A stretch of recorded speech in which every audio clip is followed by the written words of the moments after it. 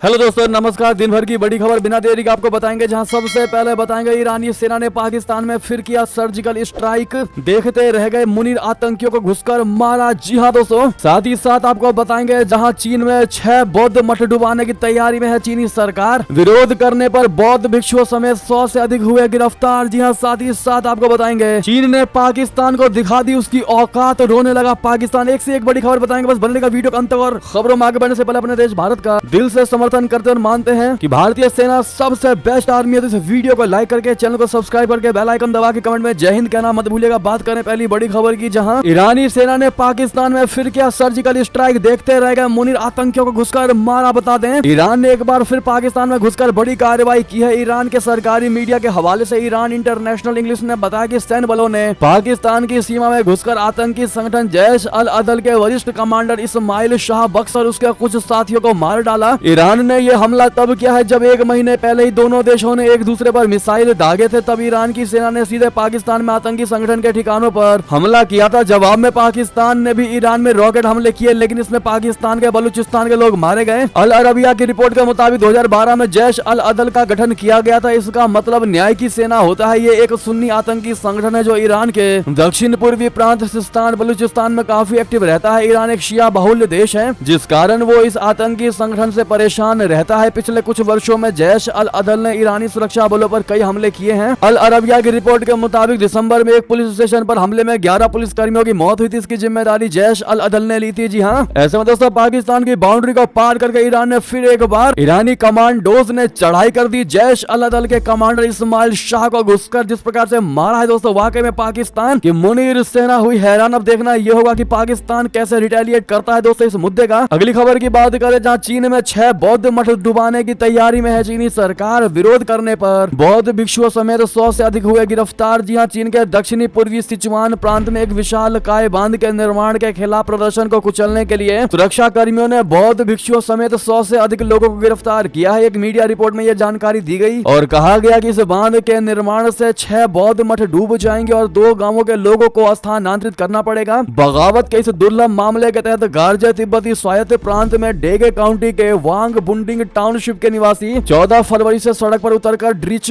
नदी पर 2240 मेगावाट के गंगटुओं जल विद्युत परियोजना के निर्माण का विरोध कर रहे हैं। अगली खबर आपको बता दें, जहां पाकिस्तान में नई सरकार बनने की आ गई है तारीख। मार्च में इस दिन शहबाज शरीफ बन सकते हैं प्रधानमंत्री। जी हां, सत्ता साझा करने संबंधित समझौते के बाद पाकिस्तान मुस्लिम लीग नवाज और पाकिस्तान पीपुल्स पार्टी 2 मार्च तक गठबंधन सरकार बनाने और 9 मार्च से पहले राष्ट्रपति चुनाव कराने की योजना बना रही है। मीडिया की एक खबर में शुक्रवार को यह जानकारी दी गई। 3 बार प्रधानमंत्री रहे नवाज शरीफ के नेतृत्व वाली पाकिस्तान मुस्लिम लीग नवाज को पूर्व विदेश मंत्री बिलावल भुट्टो जरदारी की पाकिस्तान पीपुल्स पार्टी यानी पीपीपी का समर्थन मिलेगा। ये दोनों दल 8 फरवरी को हुए चुनाव के बाद मिलकर नई सरकार बनाने पर सहमत हुए हैं। पूर्व प्रधानमंत्री शहबाज शरीफ के एक बार फिर से शीर्ष पद संभालते नजर आएंगे। शहबाज के बड़े भाई नवाज ने पीएमएलएन को अध्यक्ष को प्रधानमंत्री पद के लिए नामित करने का फैसला किया है। द न्यूज इंटरनेशनल ने सूत्रों के हवाले से बताया है कि 9 मार्च से पहले राष्ट्रपति चुनाव कराने के प्रस्ताव पर गंभीरता से विचार किया जा रहा है, क्योंकि देश भर में नवनिर्वाचित विधानसभाएं 29 फरवरी तक शपथ ले लेंगी और 2 मार्च तक नई सरकार बन जाएगी। जी हां दोस्तों, अगली खबर की बात करें, जहां इस्लामिक देश बनने की राह पर तुर्की शरिया कानून को लेकर छिड़ गई बहस, तो वहीं महिला वकील को जेल में डाला गया है। जी हां दोस्तों, तुर्की में इन दिनों शरिया कानून पर जमकर बहस हो रहा है। इस बहस को खुद राष्ट्रपति रेसेप तैयब एर्दोगन ने शुरू किया था। उन्होंने तुर्की में शरिया कानून की वकालत की थी। इसके बाद तुर्की की महिला